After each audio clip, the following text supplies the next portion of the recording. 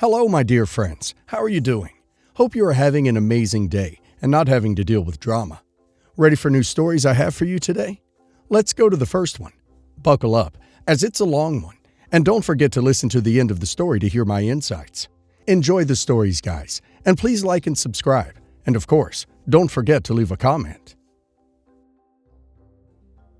Hey Reddit, buckle up, because this is going to be a long one. I, 36 female, have been sitting on this for a while and need to get it off my chest. I don't know if I'm the a-hole here, but I need to tell my story to find some clarity. I grew up in a pretty average family. Mom, dad, my older sister Anne, 39 female, and me. Anna and I were never particularly close, mainly because she was always the golden child. She was beautiful, talented, and could do no wrong in my parents' eyes. Meanwhile, I was just there. Don't get me wrong, my parents loved me, but it was always clear who their favorite was. Anna could burn down the house, and they'd somehow blame me for it. When Anna got married to her husband, John, 41 male, I was genuinely happy for her. John was a nice guy, and they seemed like the perfect couple. Their wedding was extravagant, with my parents footing most of the bill, of course. I was the maid of honor, and everything seemed fine. But then things started to unravel. About 2 years into their marriage, Anna and John began having issues. They argued a lot, and Anna started showing up at my place more frequently, venting about their problems. She was always complaining about John not being attentive enough or working too much. I tried to be supportive, listening to her complaints and offering whatever advice I could, though I was not married myself, so I was speaking more from a place of logic than experience. One day, out of the blue, Anna asked me to talk to John. She said he valued my opinion, and maybe I could help them work things out. I was hesitant because I didn't want to get involved, but Anna was insistent. I eventually agreed to meet John for coffee to see if I could understand his side of things. During the coffee meeting, John confided in me that he loved Anna, but felt she was too demanding and never satisfied with anything. He was under a lot of pressure at work, and coming home to constant criticism wasn't helping. I listened, gave some neutral advice, and left it at that. Or so I thought. A few months after that coffee meeting, Anna and John decided to divorce. To say my family didn't take it well would be an understatement. They were devastated, and somehow, the blame fell on me. Anna told everyone that I had sabotaged her marriage by telling John to leave her. Apparently, after our coffee meeting, John decided to take a break from their relationship and stayed with a friend for a while to think things over. During this time, Anna discovered some flirtatious texts between John and a coworker. She freaked out, accused him of cheating, and filed for divorce almost immediately. I was blindsided. I never told John to leave Anna, or even hinted at it. When I tried to explain my side to my parents, they wouldn't hear it. Anna had already poisoned their minds, and they believed her over me without question. My mom called me a homewrecker and said I had ruined Anna's life. My dad just looked at me with such disappointment. I could barely stand it. They cut me off entirely, saying they needed time to process the betrayal. For the next several years, I was pretty much estranged from my entire family. They sided with Anna on everything. I missed birthdays, holidays, and family gatherings. I was heartbroken, but slowly began to move on with my life, creating my own family with close friends and focusing on my career. Fast forward to about 3 months ago, I get an email from Anna. It was completely unexpected. At first, I thought it might be spam or some sort of prank. The subject line read, "I owe you an explanation." My curiosity got the better of me, so I opened it. The email was long, detailing how she had lied about me causing her divorce. She admitted that she had been cheating on John with multiple men throughout their marriage. She blamed me because I was the easiest scapegoat. She knew that if she blamed herself, our parents would judge her harshly. But if she blamed me, the black sheep, they'd easily buy into it. She went on to explain that she was writing to me now because she had recently gone through therapy and was working on making amends. She apologized, saying she realized how much she had hurt me and how wrong it was to ruin my relationship with our family. She wanted to make things right, and she was hoping we could start fresh. At first, I was just numb. I didn't know how to feel. Angry, betrayed, relieved. I sat on it for a few days, not really sure what to do. Then the anger started to settle in. I thought about all the years I had lost with my family, all the pain I had endured because of her lies, and I realized I couldn't just let this go. So I decided to send the emails and screenshots to my parents. I wanted them to see the truth straight from Anna. Within hours, my phone started blowing up. My mom called me in tears, apologizing. My dad was angrier, not at me, but at Anna for lying. They wanted to meet up and discuss everything, to finally hear my side of the story. But I wasn't done yet. I knew that Anna had built a new life for herself. She was in a new relationship with a guy named Tom, 40 male, who, from what I've heard, was a decent guy and quite wealthy. They were even talking about getting married. I thought about whether or not to send the information to Tom, but ultimately, I decided he deserved to know what kind of person he was about to marry. I sent him the same screenshots with a brief explanation of what happened. Tom responded a few days later, thanking me for telling him the truth. He said he had no idea about Anna's past and needed time to think about what to do next. A week later, I heard through the grapevine that Tom had dumped Anna, and she was a wreck. She lost her job soon after because she'd been caught lying about some important paperwork, and apparently, she had been relying on Tom financially to maintain her lifestyle. Since then, Anna's life has completely fallen apart. She tried reaching out to me again, this time not with apologies, but with anger. She accused me of ruining her life, saying she had been trying to make amends, and I took it too far. My parents were also conflicted now. While they're angry with Anna for lying, they feel like I went overboard in exposing her to Tom and ruining her future. They think I should have just accepted her apology and moved on. Some of my friends think I did the right thing by exposing her lies, while others feel I stooped to her level and should have taken the high road. So, Reddit, am I the a-hole for ruining my sister's life after she blamed me for her divorce, abandoned me, and then tried to come back years later? Update. So, after my last update, I didn't expect to hear from Tom again. He had thanked me for telling him the truth about Anna, and I figured that was the end of it. But about 2 weeks ago, I got a message from him on Facebook. He said he wanted to talk, not about Anna, but about everything that had happened, and to thank me in person. He also admitted that he was struggling with the whole situation and felt like he could use someone to talk to who understood what he was going through.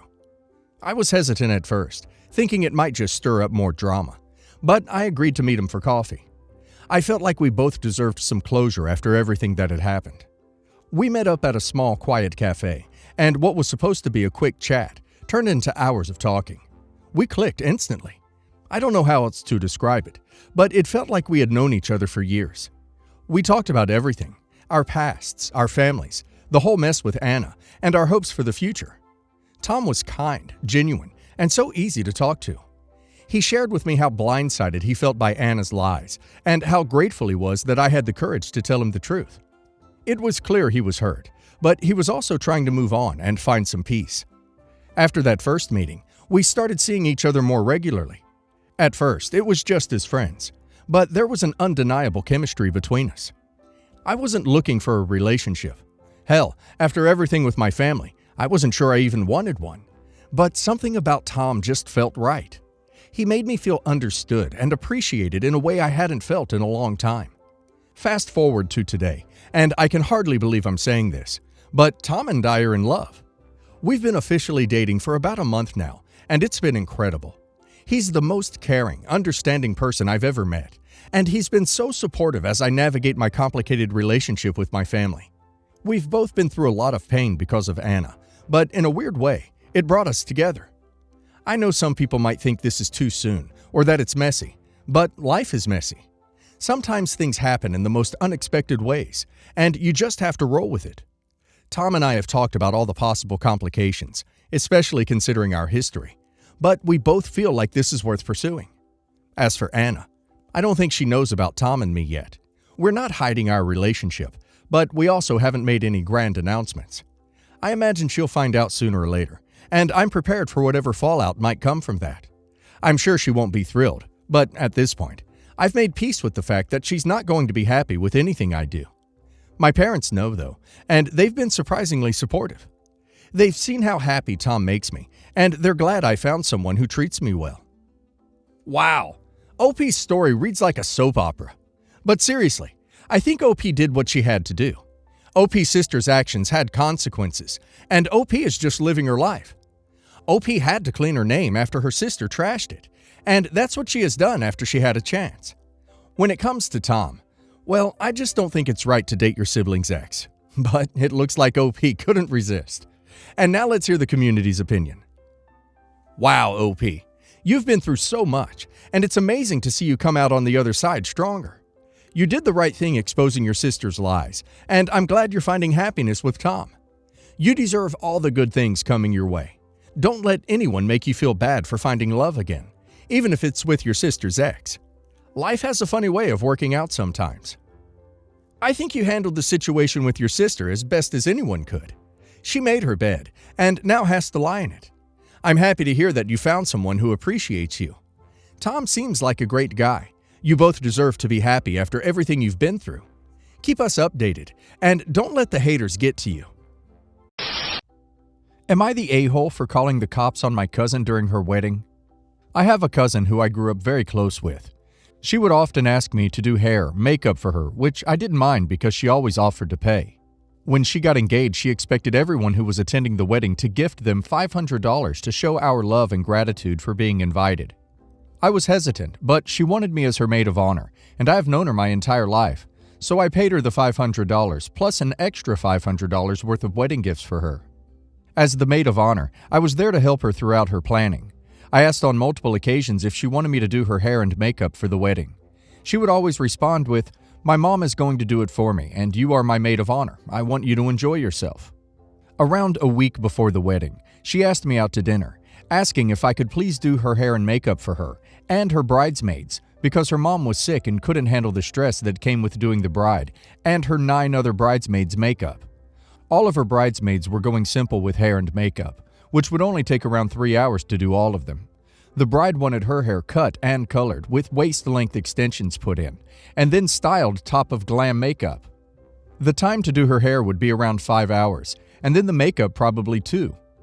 I would be spending 10 hours doing hair and makeup, and since her wedding would start at 2 p.m., I would need to start the hair and makeup around 4 a.m. to finish in time, with no breaks. I told her I couldn't do it, but she begged, and eventually I caved in. After I found the correct extensions, I texted her telling her the price with an included discount, just north of $2,500. In response, she sent a laughing emoji and a thumbs up emoji, but I didn't really think anything of it. The day of the wedding, I woke up at 2 to drive to the venue and set up, and I began makeup around 3:30. The process went smoothly until I had finished and asked when she could send me the money. She looked at me as if I had hurt her and said, "What do you mean?" Apparently, she had thought I was kidding and thought I was going to do it as a wedding favor, on top of the money I had given her, her gifts, and the expensive $2,000 dress I bought as maid of honor. I told her I was serious and that I needed the payment before the wedding, but she laughed in my face and told me she wasn't paying me. I saw red and told her if she was going to refuse to pay, I would call the cops, to which she responded with a shrug. I packed my station up and went to my car to call the non-emergency line and was told they would be here within the hour. They ended up interrupting the ceremony because they wanted to take statements at the station, but she paid instead of leaving. After I got my money, I left, and my phone has not stopped receiving rude messages since. The total for the wedding was around $200K. She put all the money she collected into it, and she ended up getting it almost fully covered by the people who came. Am I the a-hole? Not the a-hole. Good job on calling the cops. That's ridiculous how she expected you to do all that for free, even after you sent her the bill. I personally would have done the same. Everyone sucks here. This is why contracts are important, especially with people you have a personal relationship with. Of course you should be paid for your work, and your cousin is an a-hole for expecting it for free. Also, $200K wedding? I think it would have been better to try to get payment after the wedding was over, just because now your whole family is involved in this. I wish you luck in sorting it out. Yes, the a-hole. You knew she was a nightmare, but you kept saying yes to her. No bride should have to deal with money day of wedding.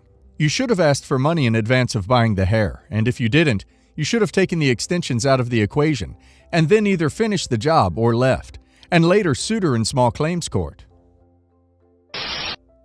My 25 female, sister-in-law, 40, came over with her kids, 6 and 7, and I ended up kicking them out because of how disrespectful their kids were. Let me start off by saying every single time they come over, it's pure ducking chaos, and today I just had enough. The second they walk in the house, they start kicking and throwing a ball around my house. I asked them to stop, and their only response is, "Why?" So I told them because something's going to get broken, and we don't kick balls in the house, they're an outdoor toy. Not 2 minutes later, the kid kicks the ball directly into my fish tank, sending the fish food everywhere like confetti all over my living room. Parents say nothing. Whatever, I let it go. Later, I go back in the living room, and these kids are running on the backs of my couches like it's their own personal jungle gym. I ask them to get off the couches like that, and I hear the mom pipe up, "Oh, I'm sure your son will do worse, just wait." As if that's an appropriate response to your kids acting like complete animals. I didn't think I really had to explain to grown adults why I don't want their kids to ruin my furniture. We just got my kid his first Power Wheels car. It has a 60-pound weight limit, and first thing the two kids do is both climb on trying to ride it. I can just hear the tiny motor winding up because they're clearly too heavy to be on it. I told them they could ride it one at a time. Both weigh 60 pounds plus. The kids never respond to me, so their mom says, "Oh, it's meant for kids. It's meant to be played rough with." I had to explain again to a grown adult that they're too big to ride it together. It's not an inside toy. It was expensive and we don't have the money to replace it. Did they respect what I said? No, they kept going, trying to run over my cat, my ducking cat. They chased him around the house and scared him so bad he ran under my bed, vomiting, and took me an hour to get him out after they left. The parents' response to me telling their kids to stop chasing my cat is, "They're rough with our dog, so she's desensitized to everything now because of them. Your cat is probably traumatized now, ha ha ha ha." Hell no. That's where I draw the ducking line. I freaked out. I said, "It's time for you guys to leave, right now. Your kids are out of control. I've had enough. None of you respect our home or boundaries, so don't come back until you and your kids can be respectful of our house and rules." The looks on their faces were completely dumbfounded, like I had just freaked out over nothing. They left and sent a wordy text to my boyfriend about how it wasn't necessary of me to make a scene and talk to them like that, and they would have handled the kids if it was that big of a problem. I think she's in denial and legit thinks her kids can do nothing wrong. I honestly can't stand them. So, am I the a-hole? Am I just being a witch in the situation and kids will be kids? Or are they really out of line? Not the a-hole. Holy hell. What animals, and what terrible lazy parenting. Keep them away, not only for the safety and security of your home, pets, child, etc., but absolutely don't let your own child see that behavior as an example. Yikes. Not the a-hole. It is your home and you asked nicely and even explained your reasons for them to follow really basic social rules. It became a dangerous situation for your pets, fishes and cats. So it is more than understandable that you won't welcome those behaviors. Your sister-in-law is a massive a-hole, and this won't be the last time her kids get kicked out if they continue with this behavior. You are doing them a favor by not enabling the kids and showing sister-in-law what could happen to them, as they probably could stop being invited to potential friends' places, and that could hurt their social life. Not the a-hole. How has your sister-in-law managed to maintain her level of denial? She is being a complete a-hole by giving her kids permission to destroy your belongings and terrorize your pet. Do other family members accept her behavior as if it is normal? Who is she to dismiss your rules and give her kids permission to dismiss them too? It's as if she feels that you rank lower than either her or her kids in your own home. How did your boyfriend react? You said that he received the text. You didn't mention how he responded.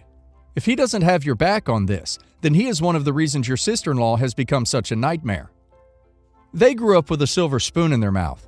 They do think they're better than everyone and that they can do whatever they want. My boyfriend, for whatever reason, is nothing like them at all. He had my back 100%, but he's non-confrontational when it comes to his family. They've picked on him his whole life. But he did respond that he agrees with me, and it was unacceptable.